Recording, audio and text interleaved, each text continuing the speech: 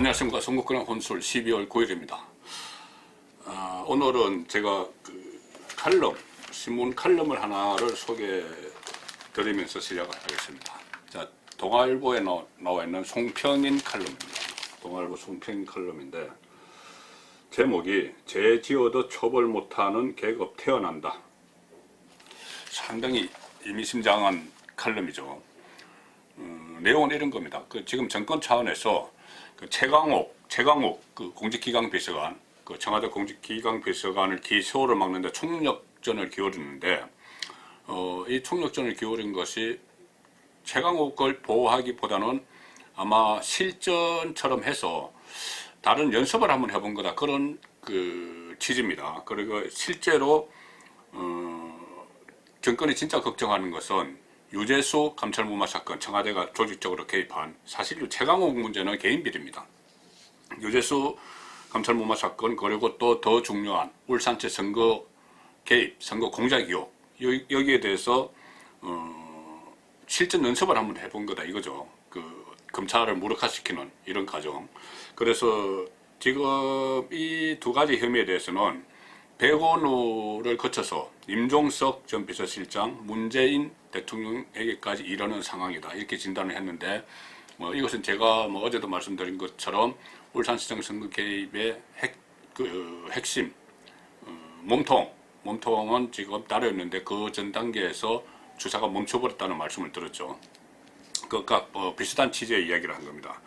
그리고 여기서 공수처의 등장에 대해서 상당히 우려를 했는데, 그러니까 공수처가 어떻게 보면 죄지은 사람에 대한 검찰의 수사, 그리고 법원의 판결을 막는 역할을 하게 될 것이다, 이 이야기입니다. 아시다시피 공수처가 7월쯤에 출범을 하는데, 공수처의 수사 대상에는 검사, 판사들이 다 들어가 있죠. 그리고 또 검사, 판사와 경무관 이상 경찰에 대해서는 공수처가 기소권까지 갔습니다. 그렇기 때문에 이 공수처가 마음먹기에 따라서는 검사의 수사, 직무까지 다 수사를 하게 되어 있습니다, 공수처가. 그 다음에 판사의 판결, 이것까지도 다 문제 삼을 수가 있다는 이야기죠. 그래서 가령 예를 들어서 최강욱이 그렇게 이야기했죠. 공수처가 출범하면은 나를 기소한 윤석열 총장을 수사해야 된다, 이런 이야기까지 했습니다.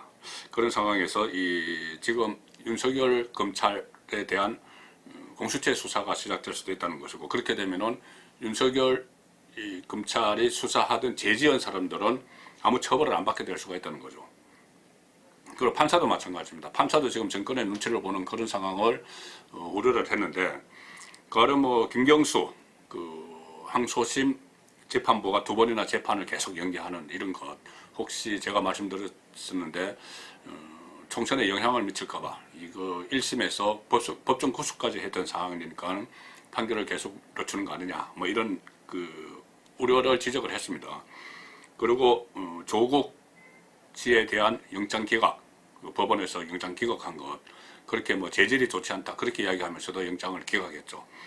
그런 문제들 때문에 조국 씨도 죄가 있는데 처벌하지 못하는 그런 계급이 되는 거죠. 그렇게 되면은 실제로 문재인 정권에서는 죄를 짓고도 어떤 처벌을 받기는커녕 오히려 당당하게 검찰을 향해서 독설을 하려고 경고를 하는 그런 일들이 잇따라 벌어지고 있습니다.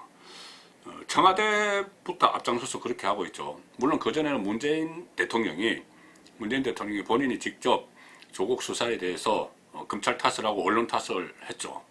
그리고 조국이 고초를 겪었다, 마음에 빚이 있다, 그런 이야기까지 했으니까는, 문재인 대통령부터 그러니까는 청와대, 그리고 청와대 참모들이 일제히 이 법치주의를 후퇴시키고 국가의 검찰 기능, 사법체계 근간을 흔드는 그런 일들이 잇따라 일어나고 있는 겁니다. 청와대부터 검찰의 압수수색, 법원이 발부한 압수수색 영장을 지금 거부를 하고 있죠. 계속 거부를 하고 있습니다. 그리고 청와대에 소속된 개인 비서관들 7 비서관들이 검찰 간부 인사를 주무르기도 하고, 또 최강욱 비서관이 이야기했듯이 최강욱 비서관을 사례에서 보듯이 상당히 검찰 나아가서는 이것은 사법 체계를 우습게 하는 그런 행태가 벌어지고 있는 것이죠. 그리고 이 오만이 어떻게 보면은 하늘을 찌르는 그런 상황입니다. 최강욱 그 최근 비서관의 태도를 보면은 가령 뭐 최강욱 그 비서관의 혐의는 권력형 비리가 아니죠. 권력형 비리가 아니고 조국 씨 아들에게 본인이 근무하던 로펌에서 인턴 활동을 했다고 거짓 증명서, 허위 증명서를 떼준 혐의입니다. 그리고 그 대가로 청와대에 입성했다는 그런 의혹을 사고 있는데, 이건 개인 비리죠. 개인 비리인데 마치 이것을 본인이 어떤 그 검찰 개혁을 하다가 어떤 그 권력 정권 자체가 검찰의 표적에 대해서 표적 수사를 당하는 것처럼 그렇게 포장을 하고 있습니다. 뭐 계속 뭐 검찰 그 출석 요구에도 응하지 않고 계속 그렇게 했죠. 그러다가 본인을 기소를 하니까 검찰에서 막바지에 기소를 하니까는 이것은 기소 쿠데타다 이렇게 이야기했습니다. 쿠데타라는 건 원래 국가 원수를 자리에서 끌어내기 위해서 하는 거죠. 그러니까 1급 비서관 본인이 이것을 나에 대한 쿠데타다 이렇게 이야기한다면은 본인이 국가 원수로 착각을 하고 있는 것이죠. 그만큼 지금 청와대 안에 있는 사람들의 그 독선, 오만, 이 권력, 넘치는 권력, 뭐 법보다는 권력, 이런 인식이 팽배해 있는 것 같습니다. 조국부터도 그랬을 거예요. 최강욱 비서관은 또 윤석열 총장 그리고 또 수사팀을 향해서는 그런 말도 했죠. 검찰 내부의 특정 세력은 기득권을 유지하려는 의도를 노골화하고 있다. 하나해에 배경될 만한 반헌법적이고 반민주적 작태다. 자, 하나해는 뭐 아시다시피 그 육사의 사조직이죠. 그래서 그것을 지금 검찰 조직과 하나해를 비교하는 그런 그 말까지 서슴없이 하면서 이것도 일종의 국민 편가르기 하는 겁니다. 그리고 그러니까 진중권 전 동양대 교수가 그런 말까지 했죠. 그 최강욱 씨가 무슨 쿠데타다, 뭐 하나해 어쩌고 이렇게 이야기하니까는 일국의 대통령부, 그러니까 청와대가 천하의 잡범 뒤치다거리 하느냐, 잡범이라는 표현까지 썼습니다. 그 최강욱 비서관의 개인 비리이기 때문에 그 인턴 증명서 떼주고 그 대가로 청와대 들어가고 그런 의혹이 있기 때문에 잡범이라는 표현까지 썼는데, 그 최강욱 비서관이 청와대에 있으면서 무소불위의 권력을 지금 휘두르고 있습니다. 자, 오늘 말씀드릴 핵심 내용은 그런 것은 어떻게 보면은 다 아시는 것이고, 임종석, 제가 어제 말씀드렸다시피 울산시장 선거 개입 의혹, 이것이 사실로 드러나면 엄청난 파급 효과가 올 것이고, 그 사건이 울산 개입 선거 그 개입이 시작된 것이 문재인 대통령이 30년 지기인 송철호 울산시장을 당선시키기 위해서 임종석 비서실장에게 대신 출마를 권유를 할 것을 지시를 했고, 그 권유 과정에서 아마 우리가 당선시켜 주겠다, 가용한 모든 수단을 동원해서 하겠다, 그런 말을 했지 않았겠느냐. 그리고 실제로 무슨 뭐 표적 수사, 김기현 당시 울산시장에 대한 표적 수사가 이루어졌고, 또 그 내부 교통정리, 그 후보 매수, 민주당 내부 경쟁적 후보 매수가 이루어졌고, 뭐 공약, 청와대가 공약까지 다 제시해줬고, 그런 일들이 착착 벌어졌기 때문에 이것이 문재인 대통령의 지시에 의해서 임종석 실장을 거쳐서 백원우, 그 밑에 또 비서관 행정관까지 내려갔다, 이 의혹인데 꼬리자리가 딱 됐죠. 일단은 그 임종석 소환 직전에 대규모 대대적인 검찰 인사를 단행을 하면서 이 수사가 주춤했습니다. 그러니까 그 이후에는 정권에 가까운 검찰 간부들이 들어서면서 검찰을 거의 장악을 다 했죠. 장악을 다 하니까 임종석 전 비서실장이 다시 나타났습니다. 그 전에 수사가 한창 진행될 때 본인에게 이 칼날이 올 것 같아서 그랬는지 제도권 정치를 떠나겠다, 이렇게 선언을 하고 종적을 감추다시피 했던, 원래 종로에 출마한다고 했다가 그것도 다 포기하고 종적을 감추다시피 했던 임종석 전 실장이 다시 등장을 했습니다. 얼마 전에 뭐 민주당 선거연설에 나와서 그 이후부터는 다시 또 뭐 강진월에 출마할 거다, 뭐 그런 이야기까지 다시 나들고 있죠.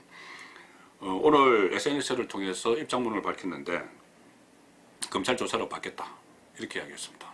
아마 이것은 검찰에 나와서 지금 우리 검찰 다 장악됐으니까는 검찰에 나가서 면죄부를 받겠다.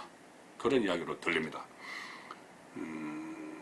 내일 30일 오전에 피의자 신문으로 검찰에 출석한다 이렇게 밝혔고, 그러면서 또 윤석열 검찰총장을 비난을 했습니다.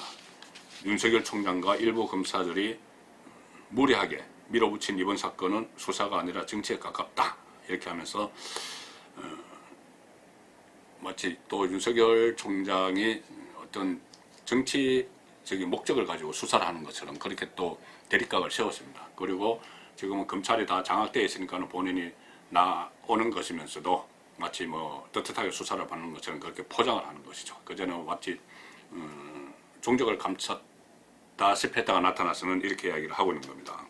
뭐 사실 그렇기 때문에 사실 뭐 검찰은 이미 다 장악이 됐죠. 이성윤 서울중앙지검장이 어제 제가 말씀드린 대로 최강욱 그 비서관 기소 거리를 계속 묵살을 하다가 무슨 뭐 법무부 장관과 직거래를 하고 뭐 이런 상황에서 또다시 청와대 선거 개입, 하명 수사 의혹을 수사해온 검찰 수사팀의 기소 의견을 어제부터 계속 묵살을 하고 있다. 그런 보도가 나오고 있습니다.